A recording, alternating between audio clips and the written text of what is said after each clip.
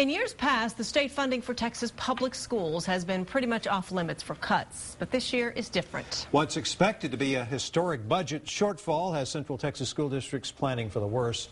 KXAN political reporter Josh Hinkle is here live with more on how they're planning ahead. Well, that state budget shortfall is projected at $24 billion. And now lawmakers are warning districts expect up to $5 billion less from us this year, which is pretty much everything they get from the state. I have a child who has a lot of resource help, and so she gets a lot of help from a lot of different teachers, and I'm wondering what that's going to look like. Tracy LaCale sat down with me in her Round Rock home to talk about the 4 children she has in the district's schools. One needs special educational attention.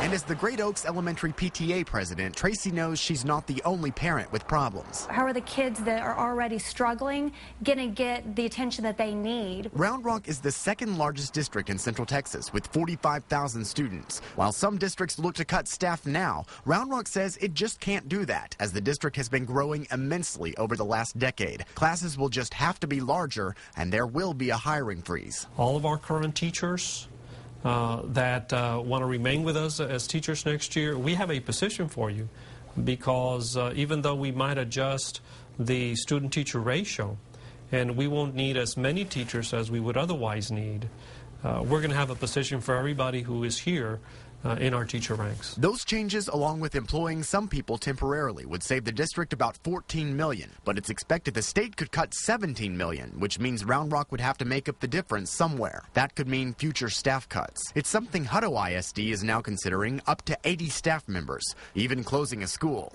Austin could face something similar, as it could fall up to $60 million short. I appreciate that they are trying to brainstorm and find other ways to soften the blow, but it's still a blow. It's still going to hurt. And this all comes just a few days after the Texas Education Agency says it will have to lay off some of its staff in the days to come as well.